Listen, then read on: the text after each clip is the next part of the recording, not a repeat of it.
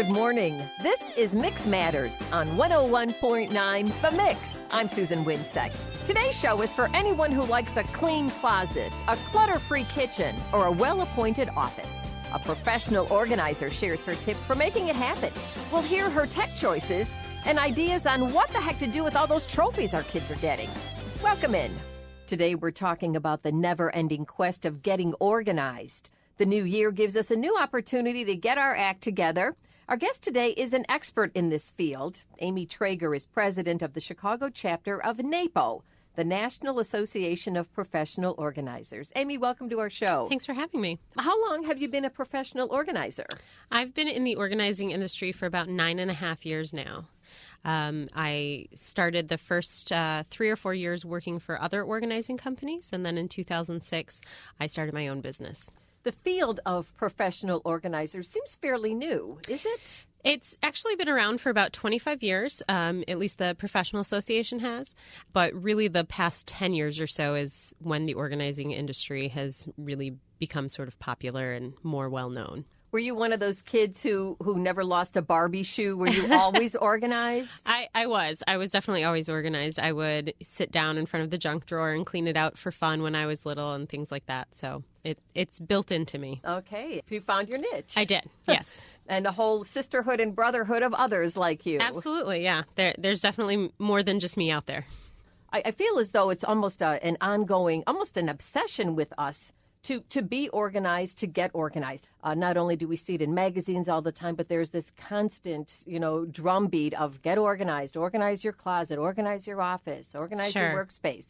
It's definitely in our face more. It's in the media, and people are talking about it and aware of it more.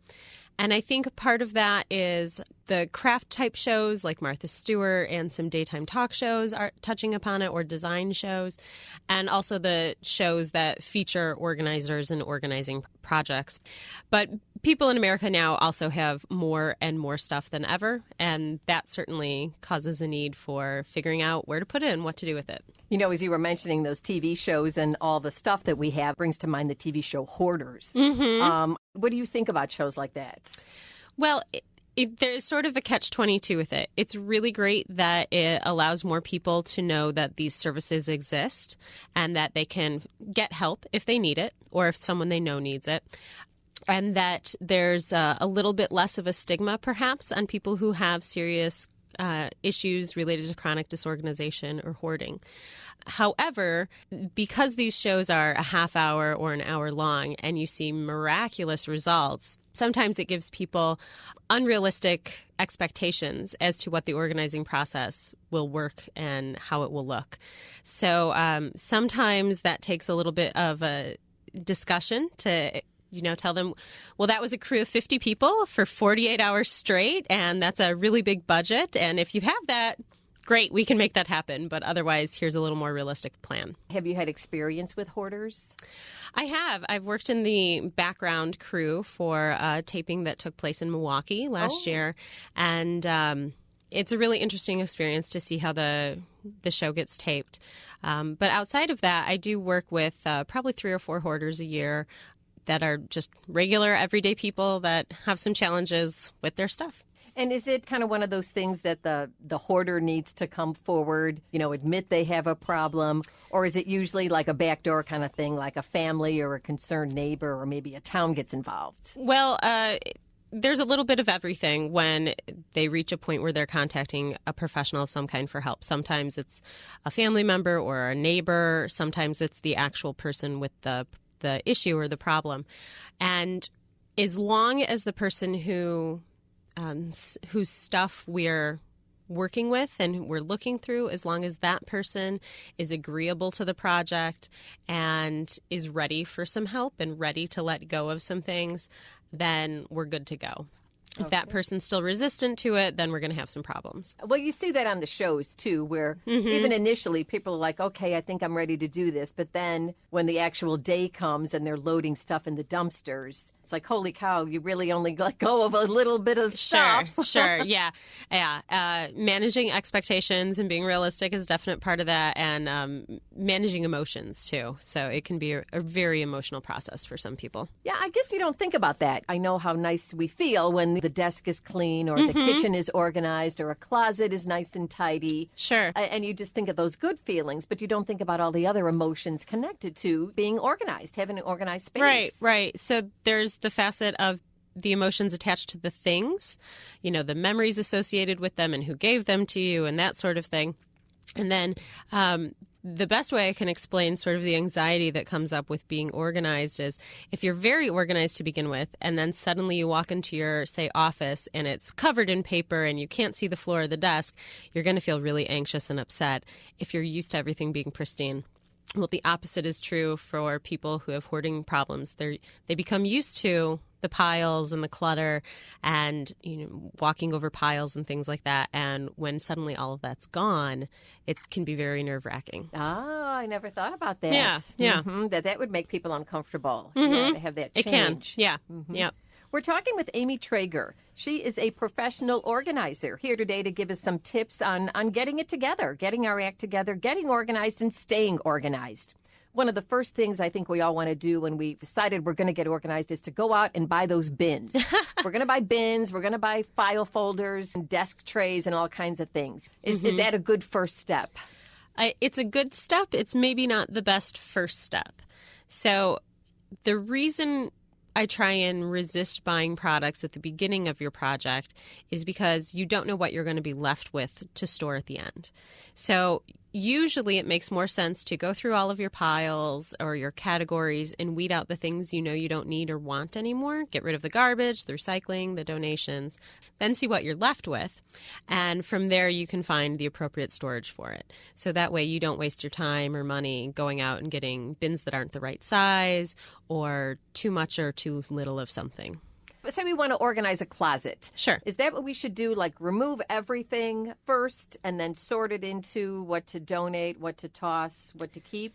Ideally, it would work something like that, yeah. If you have the time and the space to pull everything out of that closet and make your categories. So maybe it's his pile and her pile. Maybe it's shirts, pants, blouses, accessories, whatever categories make sense for you and the way that you get dressed and use your belongings in that space.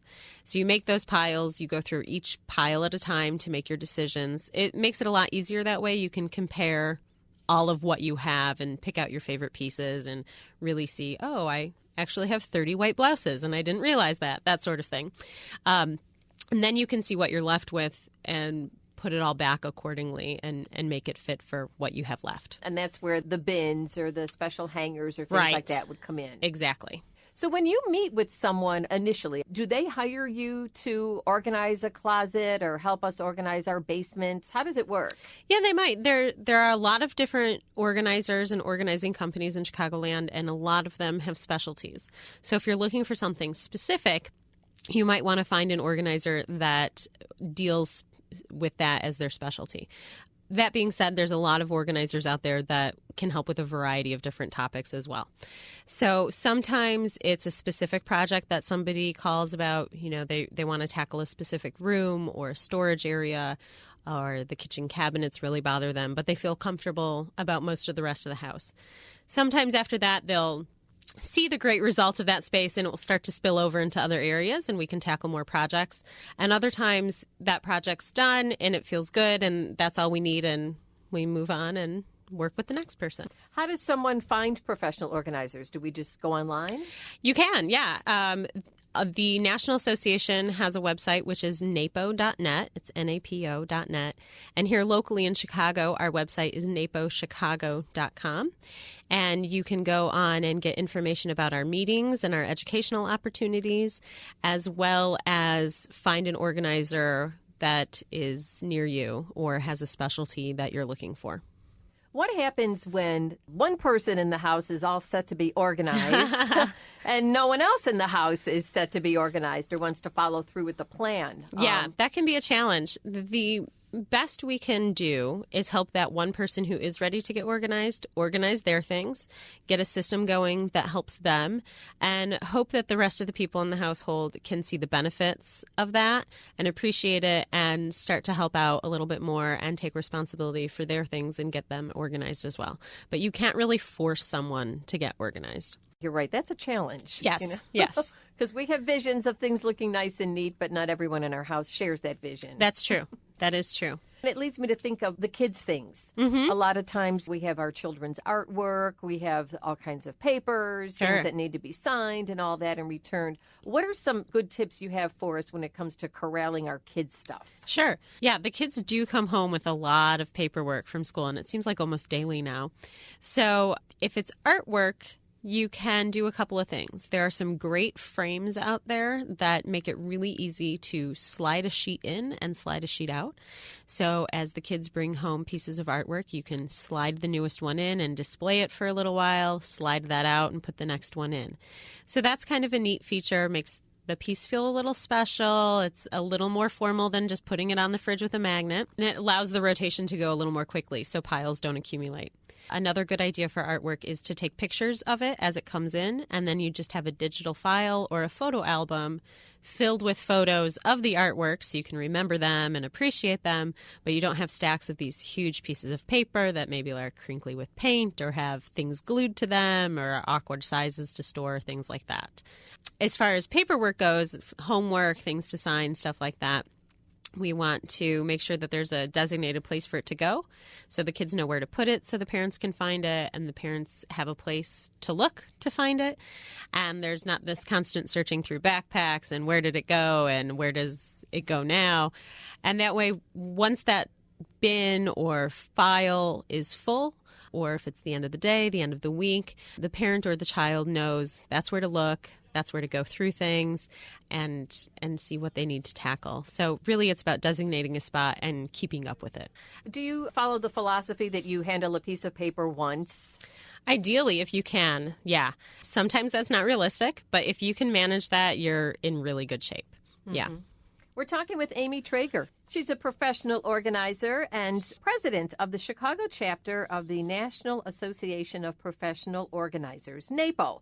And as she mentioned, if you're interested in more info about the Chicago chapter, napochicago.com is their website. I want to talk about some of the technology that's available that can help us corral some of the paperwork and also streamline stuff for us. And I'm curious to know some of the tech toys you may use. Yeah. You had mentioned taking digital photographs. What a great idea. And then you could even put those in a little book if you wanted. Sure. Yeah. Or just having that folder on the family computer where kids can go back and see their artwork if they want to, or all of you can review it, or Sure. you can create something else. Who knows? But what are some other tech toys that are really useful? There are a lot of programs and apps out there now for your phones, your tablets, things like that, that help with a variety of organizational challenges. So some of them are calendar-based.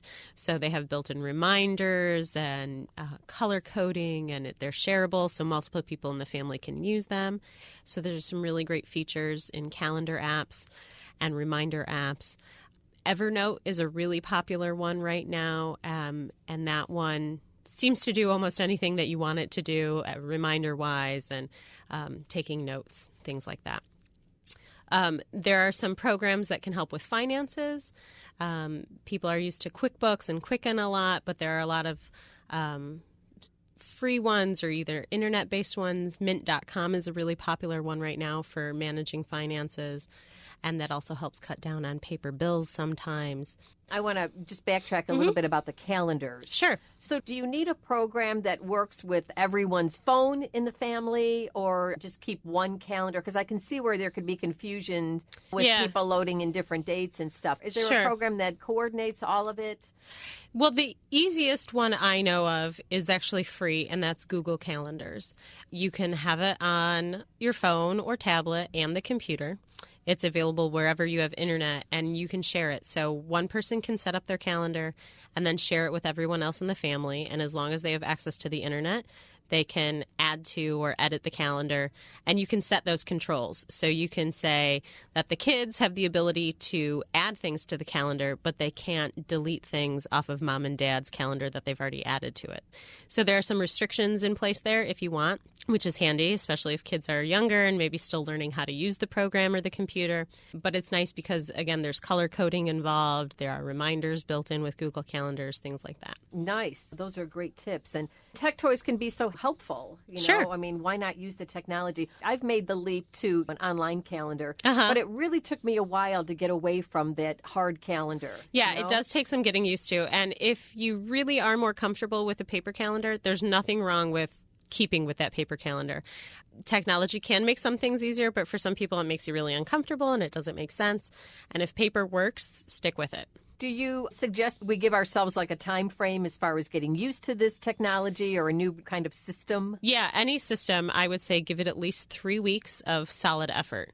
If it still feels really uncomfortable and something still just isn't working after 3 weeks, maybe you need to readjust the system and kind of tweak some things to make it work better for you.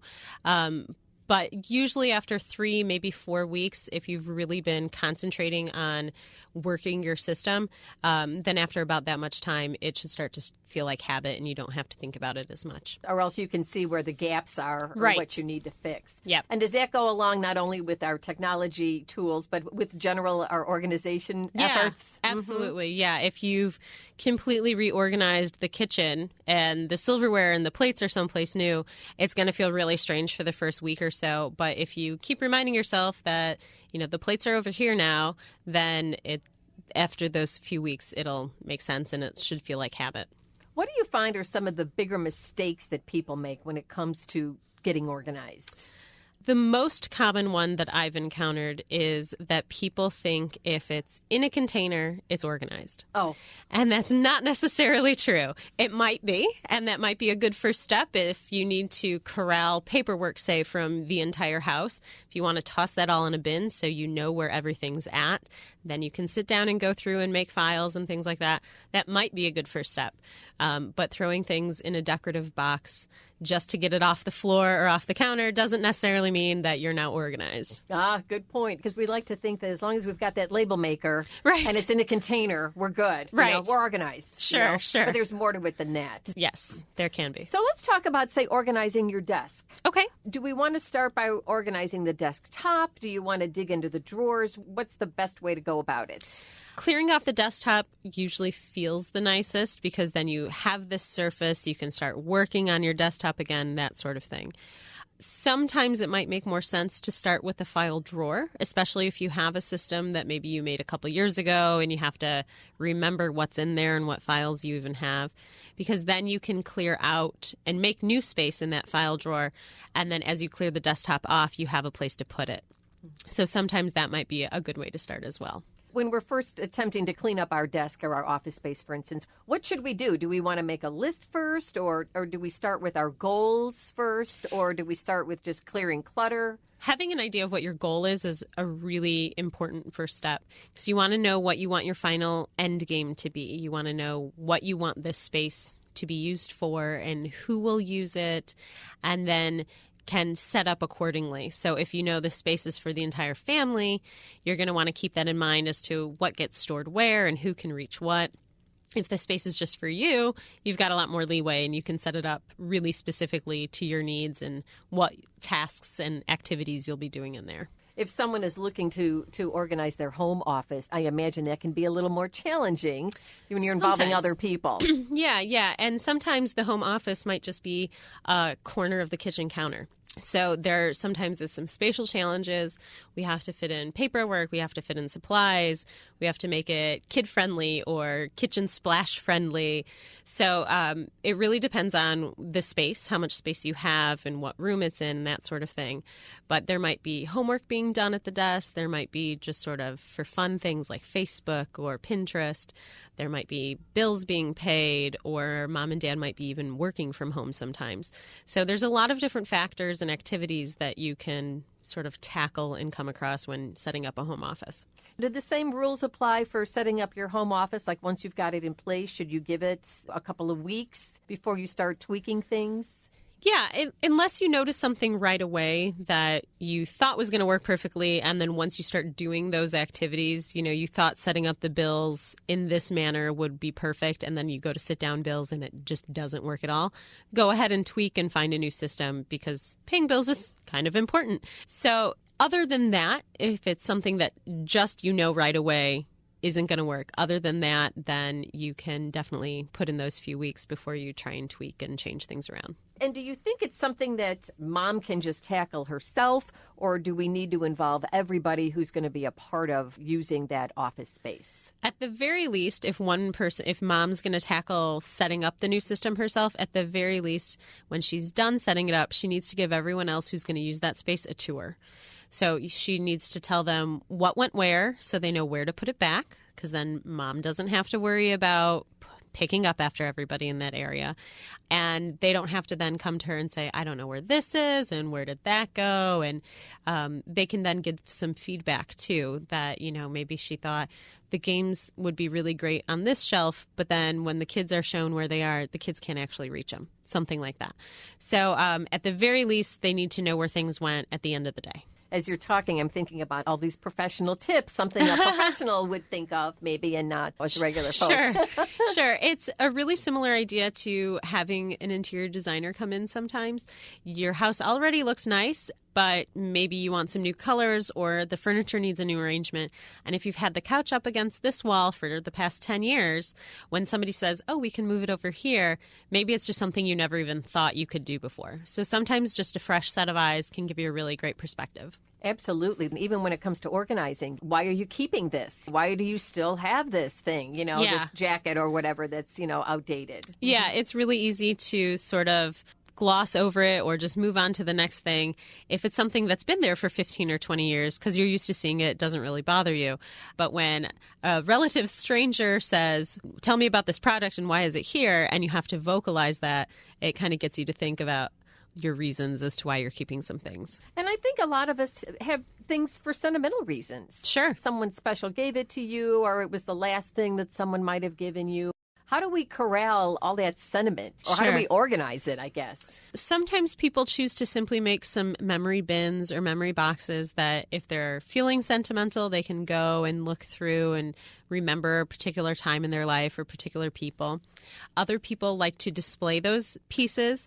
That's a nice option. It sort of honors those pieces or those people and really allows you to pick and choose your favorite pieces and either store or get rid of the rest. So you're not left with boxes and boxes of things. Again, you can do the picture-taking technique, take pictures of things and then let them go. But really the key thing to remember here is, are you going to be able to remember the people or the places or the times without those items? Most of the time, you can. And that means you're okay to let that jacket from high school go if you need to. You're never going to wear it again. You don't even really like it. If you still remember high school without the jacket, it might be time to donate it to somebody who will wear it. Good idea. Yeah. Good point. Because sometimes we just get so wrapped up in the sentiment of things. Mm-hmm. And you're right, like a little box to store them in or maybe a shelf. What about people who have collections? Collections are tough. There's a lot of emotion wrapped up in collections sometimes because they're associated maybe with vacations or awards or trips, something. The key, I think, is to allow yourself a physical restriction on how much space your collection can take up. So this bookcase is for my snow globe collection. And once it's full, it's full. That's a good physical restriction. And again, allows you to pick and choose much more carefully as to which pieces you decide to add to your collection.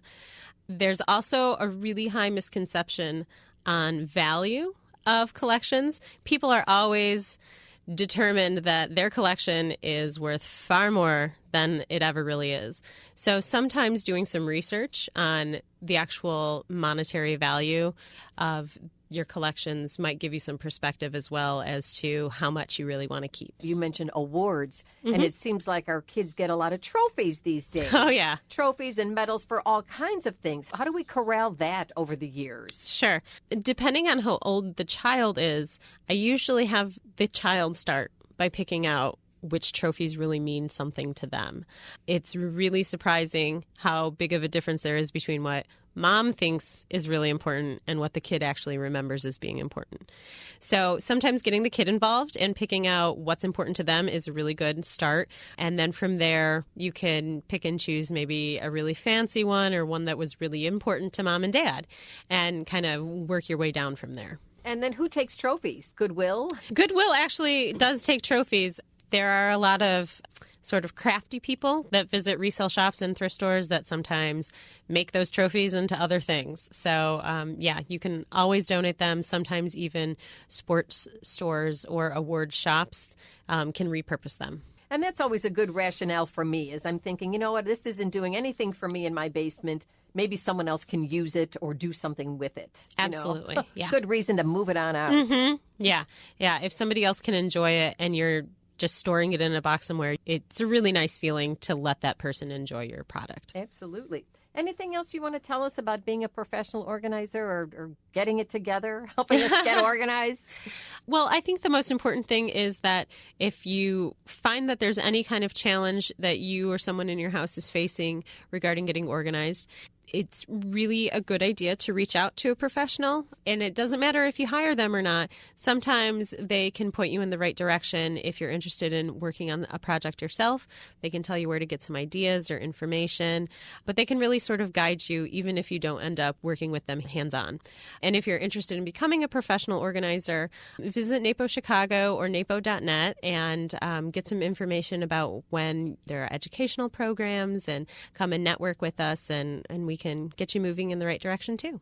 I imagine as a professional organizer, you guys have kind of seen it all, right? Absolutely. Yeah. Embarrassment can be a really big factor. You know, you're letting somebody new into your personal space and they're going to be going through your junk drawer and your closet that you don't let anybody see. So, that can be really unnerving for most people. And keep in mind that professional organizers do this for a living, so you're not the only one with this problem. And chances are we've seen it before, and we're not there to judge or criticize. We're simply there to help you get to your goal place. And what can you tell us as far as the cost of hiring a professional organizer?